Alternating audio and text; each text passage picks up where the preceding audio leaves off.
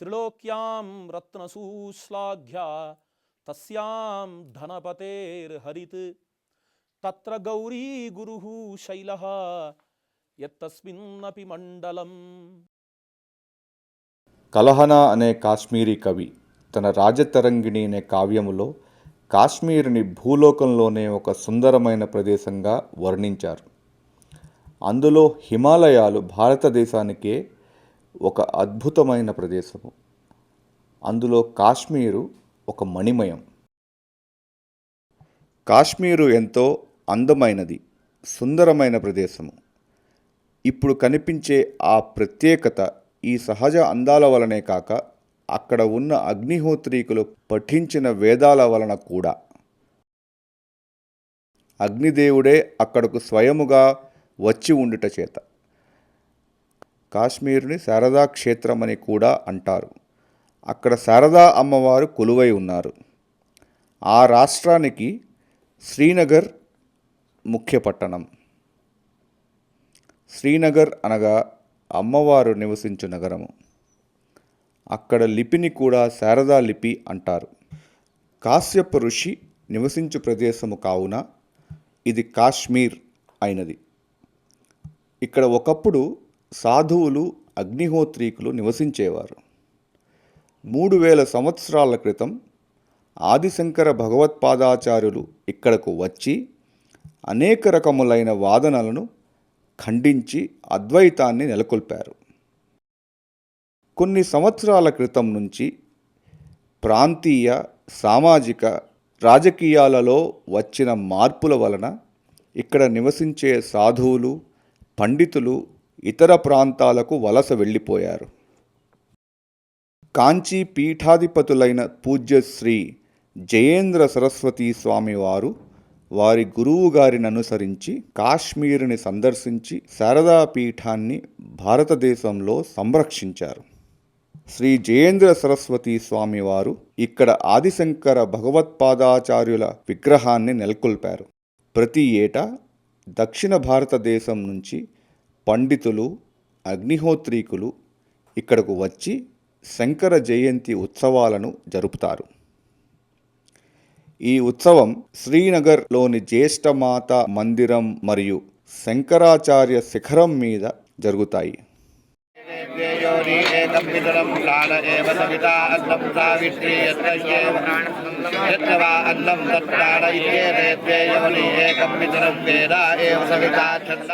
ఇక్కడ మళ్ళీ యజ్ఞాలు, హోమాలు, వేద ఘోషలతో ఈ భూమి మారు మ్రోగిపోతుంది.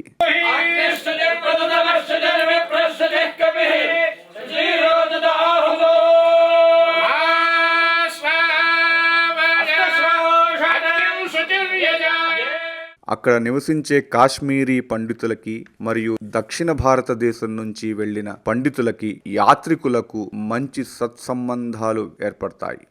అక్కడ జరుగుతున్న రాజకీయ మార్పులు, భయంకరమైన సమస్యలు ఉన్న దక్షిణ భారతదేశం నుంచి 32 మంది వేద పండితులు మరియు 120 మంది యాత్రికులు దారులు సరిలేకపోయినా భారీ వర్షంలో శ్రీనగర్ చేరారు.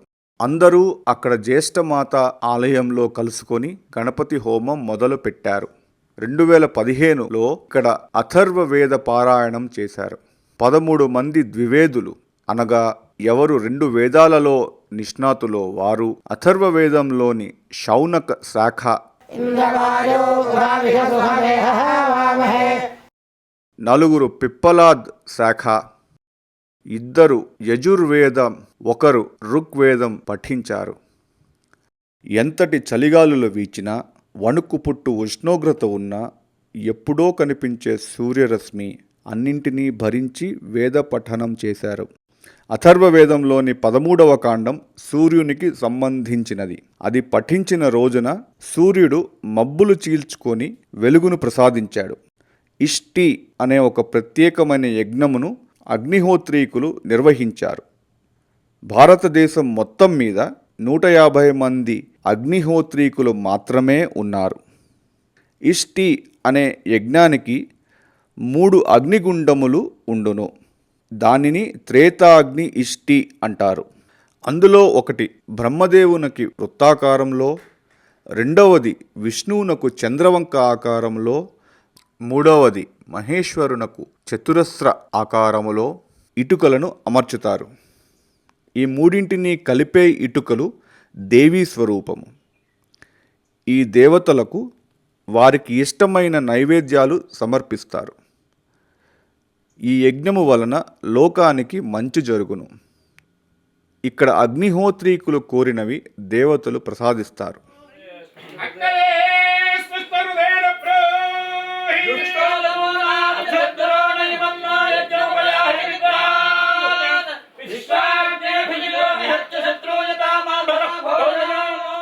దీనితో పాటుగా ప్రతిదినము ఋగ్వేద హోమము జరిగెను. ప్రతిరోజు ఆదిశంకర భగవత్పాదాచార్యులకి జ్యేష్ఠేశ్వర అనే శివలింగానికి పూజలు, అభిషేకాలు జరిగాయి.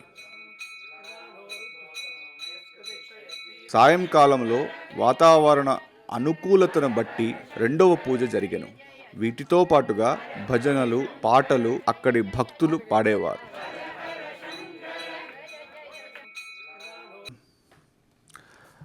అక్కడ అథర్వవేదం గురించి, కాశ్మీరులో దాని ప్రాముఖ్యత మీద ప్రదర్శనలు జరిగెను. పండితులు శంకర విజయం అనే ఆదిశంకర భగవత్పాదాచార్య వారి జీవిత విశేషాలు, వారు చేసిన అఖండ భారతదేశ విజయయాత్రల గురించి వివరించినారు. உபனிஷத்து சொல்கிறது. அப்போ பகவான் பிரம்ம வித்யையை சதுர்முக பிரம்மாவுக்கு கொடுத்தார். కాంచీ శంకరాచార్యుల వారి ఆదేశం మీద 19 విశేషాల గురించి సంకల్పం చేశారు. అక్కడకు వచ్చిన అతిథులైన కాశ్మీరీ పండితుల కొరకు హిందీలో వివరించారు. కాంచీ శంకరాచార్యుల వారి ఆదేశం మీద కలహన రచించిన రాజతరంగిణి గురించి ఉపన్యసించారు. రాజతరంగిణి కావ్యములో వివరించిన దేవాలయములు, ప్రదేశముల గురించి, వాటి ప్రస్తుత పరిస్థితి గురించి విచారించారు. దక్షిణ భారతదేశం నుంచి వచ్చి తమ కోసం చేసిన పూజలకు, హోమాలకు, తమ కష్టకాలంలో వారిని ఆదరించినందుకు కాశ్మీరీ పండితులు ప్రతి ఒక్కరిని అభినందించారు.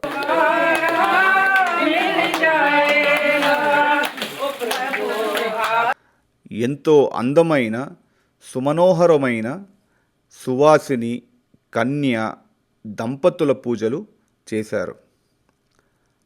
ఆడువారందరూ తమ మన భేదం లేకుండా అందరూ కలిసి పాడారు, ఆడారు. ఒకరికి ఒకరు బహుమానాలు ఇచ్చుకున్నారు. అందరూ కలిసి నైవేద్యాన్ని ప్రసాదంగా స్వీకరించారు. ఈ కార్యక్రమాలు జరుగుతుండగా అంతకుముందు జరిగిన విశేషాలు మంచి మలుపు తిరిగినవని వార్తల్లో చెప్పినారు. యెమెన్లో ఉన్న శరణార్థులను కాపాడినందుకు భారతదేశానికి 15 ఇతర దేశాలు మద్దతు ప్రకటించాయి. కాశ్మీర్ శాంతించింది. పాకిస్తాన్, సౌదీ అరేబియాకి మద్దతు ఇవ్వనందుకు ఇబ్బందులు వచ్చాయి. జేకేఎల్ఎఫ్ కాశ్మీరీ పండితులను తిరిగి కాశ్మీరుకి రమ్మని ఆహ్వానించారు. ఈ శుభ పరిణామాలు ఈ బృందం నిర్వహించిన దైవకార్యము వలనే జరిగినదని భావించారు. కాంచీ శంకరాచార్యుల ఆశీర్వాదం వలన శంకర జయంతి దివ్యముగా జరిగినది. ఇష్టి, ఋగ్వేద హోమాలకు పూర్ణాహుతి జరిపి శంకర జయంతికి శంకరాచార్య శిఖరము చేరారు.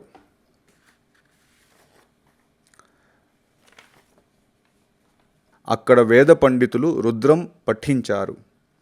ఆ శిఖరముపై చిన్న హోమము, అక్కడ లింగానికి అభిషేకము జరిపారు. ఆ ప్రక్కన ఉన్న చిన్న గుహలోనే ఆదిశంకరులు కొన్ని నెలలు తపస్సు చేశారు.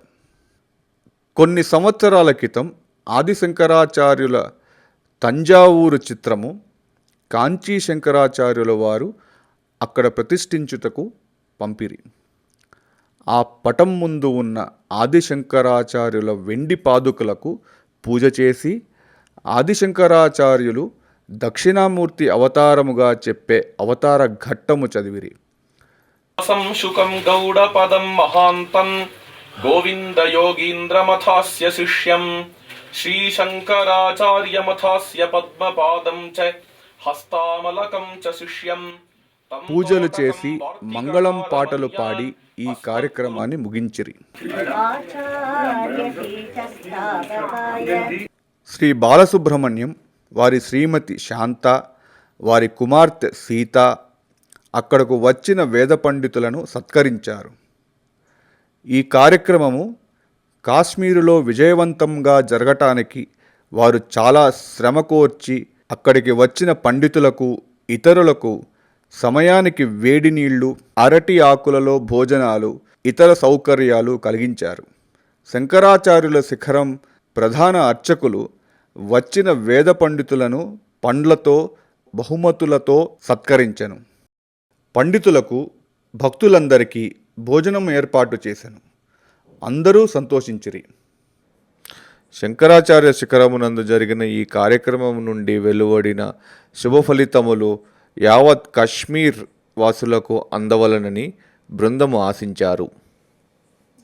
సిఆర్పిఎఫ్లో పనిచేయు డిఐజీ, వారి కుటుంబము మరియు సహ ఉద్యోగులను సత్కరించిరి. వారందరికీ శంకరాచార్యుల వారి దీవెనలు లభించెను. వారు పోలీస్ డిపార్ట్మెంట్లో పనిచేసిన శ్రీ వైద్యనాథన్ గారిని సత్కరించి బహుమతి ఇచ్చిరి. శ్రీ వైద్యనాథన్ గారు ఆ బహుమతిని కాంచీ శంకరాచార్యులకు సమర్పించిరి. వెళ్ళిన వారందరూ ఎంతో ఆనందముగా అక్కడ జరిగిన విశేషాలను తలచుకుంటూ ఇక మీదట ప్రతి సంవత్సరము ఇంకా వేడుకగా జరగాలని ప్రార్థించారు. అక్కడ నివసించువారు చాలా సంతోషించిరి.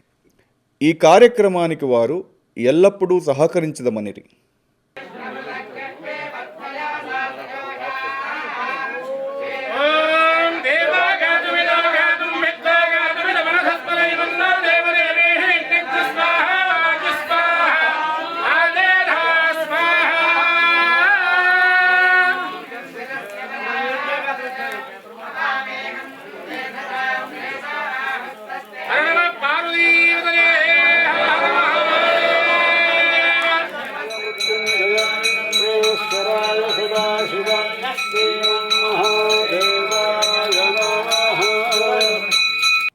కాంచీ శంకరాచార్యుల వారి ఆశీర్వాదములతో 2015 శంకర జయంతి ఉత్సవాలు కాశ్మీరులో నిర్విఘ్నంగా జరిగినాయి.